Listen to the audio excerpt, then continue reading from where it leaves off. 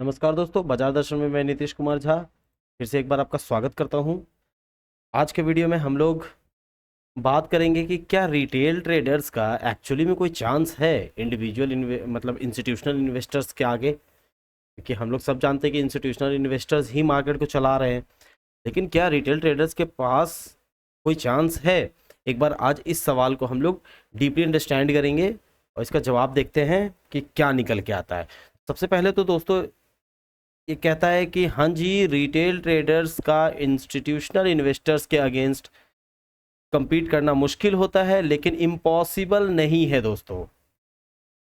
समझने के लिए छोटी छोटी चीज़ों पर ध्यान देना होगा। चलिए एक बार समझते हैं क्या है इंस्टीट्यूशनल इन्वेस्टर्स के फायदेमंद पॉइंट्स क्या क्या है। इंस्टीट्यूशंस, जो बड़े इंस्टीट्यूशंस है ना, उनके पास सबसे पहले तो डेटा और टेक्नोलॉजी का भरमार है।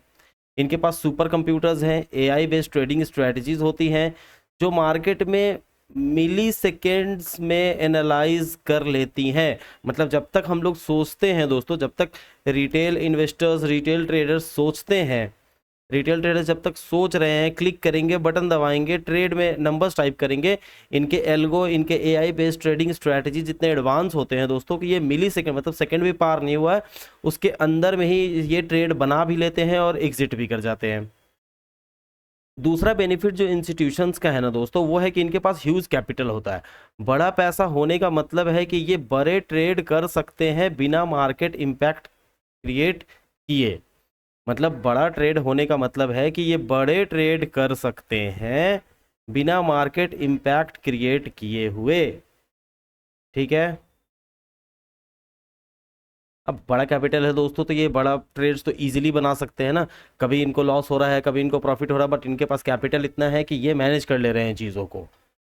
इनसाइडर नेटवर्क होता है इनके पास, ये बहुत बड़ा पॉइंट है दोस्तों। इनके पास कंपनी एग्जीक्यूटिव्स, एनालिस्ट और दूसरे बड़े प्लेयर से डायरेक्ट इन्फॉर्मेशन होती है। तो जब आपको इनसाइडर इन्फॉर्मेशन, इनसाइडर नेटवर्क आपके पास होगा दोस्तों, तो ऑब्वियस सी बात है कि आप रिटेल ट्रेडर्स से तो काफ़ी आगे निकल जाएंगे।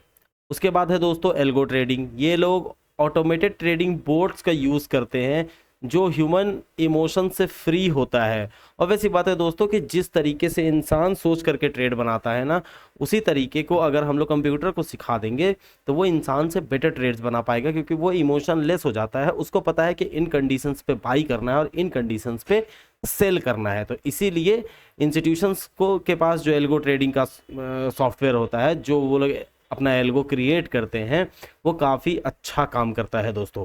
तो इंस्टीट्यूशंस के पास तो ये सब फायदे हैं। अब देखते हैं कि रिटेल ट्रेडर्स के पास चैलेंजेस क्या क्या है। रिटेल ट्रेडर का सबसे बड़ा चैलेंज तो है दोस्तों कि इनके पास लिमिटेड नॉलेज होता है। हर रिटेल ट्रेडर के पास डीप एनालिसिस के लिए टूल्स और एक्सपीरियंस नहीं होता है। ना तो टूल है, ना नॉलेज है दोस्तों। ये कहाँ से compete करेंगे इतने बड़े बड़े सॉफ्टवेयर और इतने बड़े बड़े चार्ट्स कंप्यूटर्स के साथ। दूसरा है हाई इमोशन इन्वॉल्वमेंट होता है। फियर और ग्रीड के वजह से जल्दी पैनिक या ओवर कॉन्फिडेंट हो जाते हैं। और ये भी एक वैलिड पॉइंट है दोस्तों। प्रॉफिट आ रहा है तो ज़्यादा देर तक उसको देख नहीं सकते, हम लोग तुरंत बुक कर लेते हैं कि कहीं ऐसा ना हो कि ये जो आ रहा है प्रॉफिट ये भी चला जाए।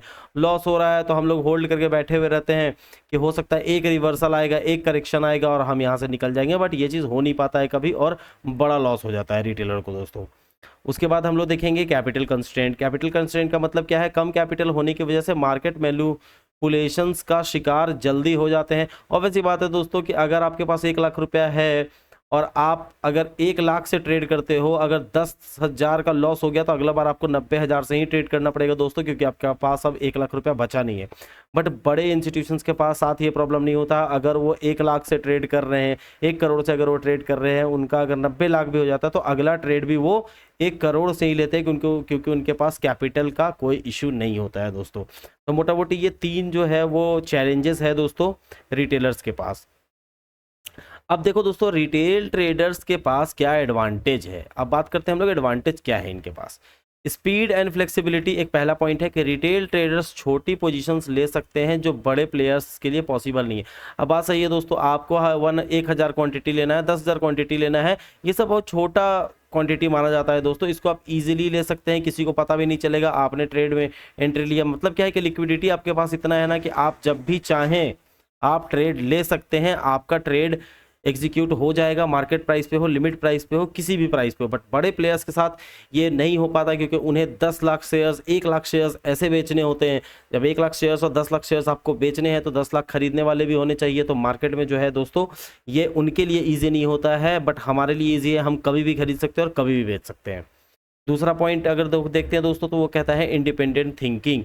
इंस्टीट्यूशंस एक स्ट्रैटेजी को फॉलो करते हैं, लेकिन एक इंटेलिजेंट रिटेल ट्रेडर्स मार्केट का अलग एंगल देख सकता है। ऑब्वियस सी बात है दोस्तों कि रिटेल ट्रेडर्स जो है वो अपने हिसाब से जब चाहें वैसा रूट ले सकते हैं। आज वो सी बाई करके कल वो पीई भी बाई कर सकते हैं, बट इंस्टीट्यूशंस के साथ ऐसा नहीं होता है दोस्तों। वो एक सिस्टमेटिक तरीके से अपना ट्रेड्स बनाते हैं, वो सिस्टम को फॉलो करते हैं। और अगला पॉइंट अगर देखते हैं हम लोग दोस्तों, तो अगला पॉइंट कहता है कॉन्ट्रेरियन अप्रोच है, जो जब इंस्टीट्यूशंस एक तरफ हेवी इन्वेस्ट कर रहे होते हैं तब छोटी वोलेटिलिटी का फायदा हम लोग उठा सकते हैं। वैसी बात है दोस्तों कि अगर इंस्टीट्यूशंस लगातार बाई कर रहे हैं तो हम लोग शॉर्ट टर्म में स्कैल्प करके या फिर इंट्राडे करके हम लोग अच्छा खासा प्रॉफिट यहां से निकाल सकते हैं छोटे कैपिटल पे दोस्तों। अब बढ़ते हैं दोस्तों हमारे चौथे पॉइंट की तरफ। हमारा चौथा पॉइंट कहता है कि क्या रिटेल ट्रेडर जीत सकता है? हाँ जी, जीत सकता है। अगर स्ट्रैटेजी, पेशेंस और डिसिप्लिन हो तो रिटेल ट्रेडर भी पैसा बना सकते हैं। इसके लिए टेक्निकल और फंडामेंटल एनालिसिस सीखना पड़ेगा, रिस्क मैनेजमेंट करना पड़ेगा, एल्गो और डेटा एनालिसिस का यूज़ करना होगा और इमोशंस पे कंट्रोल रखना पड़ेगा। अगर ये सारी चीज़ हम लोग करते हैं दोस्तों तो ऑब्वियस सी बात है कि हम लोग कहीं ना कहीं चांस रखते हैं कि इंस्टीट्यूशंस के मार से हम लोग बच जाएंगे और हम लोग अपना डिज़ायर्ड प्रॉफिट इस मार्केट से निकाल पाएंगे। तो उम्मीद करता हूं दोस्तों कि आपको ये वीडियो इन्फॉर्मेटिव लगा होगा, आपका कॉन्फिडेंस बढ़ा होगा। मिलते हैं अगले वीडियो में, तब तक के लिए बाय बाय।